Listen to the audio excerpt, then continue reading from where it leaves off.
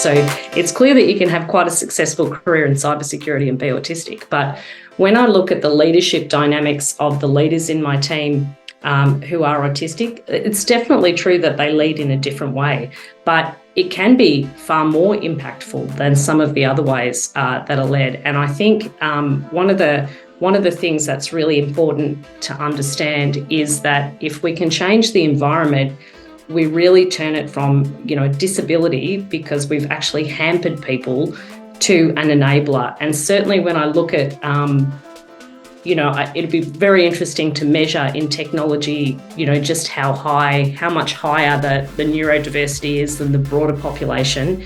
I really do think that systems thinking is something that, people who are neurodiverse do well.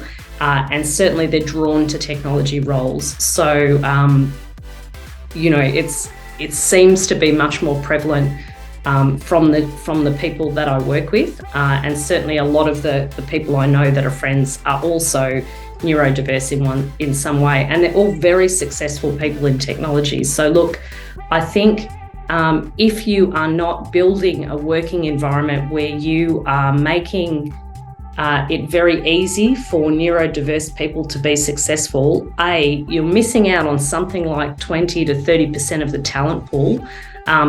And let me tell you, in cybersecurity, I can't afford to do that, right? So I'd really love to have the luxury of not being inclusive, but there is a massive war for talent. We are something like 3 million roles short for cybersecurity professionals globally, and in Australia that number's nearly 50,000 and growing year on year.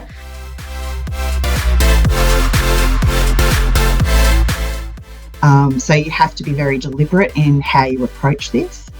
You have to make it very, very clear that what the business values are, what the expectations are. And I think it is about celebrating the achievements, making sure that you find ways to kind of challenge stereotypes, so we quite often might talk about, let's get an inspirational speaker for International Day of People with Disability. Wonderful. How much better to actually change up something we did recently, change up something that's already an existing program. A lot of companies have annual hackathons, internal hackathons. Mm-hmm. Yeah. We gave it a theme, hack accessibility. We want to hack problems that customers with disability have. Let's get all of these people. It wasn't just IT people. Anyone in the business could participate. We prepped them with inclusive design workshops and taught them what that was and how they could apply it, not just to the hackathon, but to their roles as well and their work. We came up with some magnificent wins for the organisation and really changed the way people thought about different perspectives applied to a problem. The reason most people visit our website is to track a parcel. No secret there. We're all probably doing that ourselves. And we discovered through that program that if a customer was using a screen reader, they were having to hit the keyboard over 90 times to track their parcel. And a team of 3 people over 2 days reduced that to 3. So, using that, taking that, breaking it down into, we had different people coming at it from different angles, applied different ways of thinking, and what a great business outcome. So I think doing things like that really helps, rather than just always dragging out another diversity program, unconscious bias, let's tackle that with our leadership. But, taking existing programs of work and embedding what you're doing into that, I think is quite a good way to do it.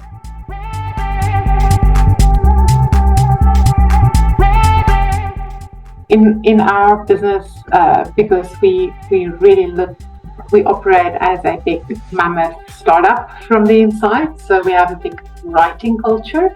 With that sometimes comes additional challenges. So we do not have a PowerPoint culture and more of a writing culture. So you need to write a narrative or a press release when you innovate and bring new ideas to the business. But with that, and this actually applies not just for neurodiverse, but broader, but particular on neurodiverse. The one thing we always look at is too many pictures that are not relevant to content. So that's something that people make a mistake of a lot, is if there are too many of those pictures in there not relevant to the content, that really we find do not work well for the neurodiverse community, confusion in the user interfaces. So again, sometimes the user interfaces, if that's not very simplistic and straightforward, and that applies to everyone again. And we tend to overcomplicate, in particular in our technology space where we want to create the user interfaces. Poorly written content is everywhere, and that just does not work. So focusing on helping, and we have what we call a writer's kitchen to enable people to write better, so that we can be more inclusive and help people understand better. And then when we look at adopting major changes, don't just do a change overhaul immediately, but how you do it. And I don't know how Jacqui and Sharon feel about this, but Bodo, what you and Ivonne have seen elsewhere, but change management is usually not the strength of many organizations, even though they have it as a functionality within. And just having that, just be very adamant about how you do the changes and why you actually do them, so that the teams are aware of that. But we find for our neurodiverse population that is a big one. And then the last one is sensory overload, and how we focus on the environment that we create, not assuming that everyone comes from the same baseline.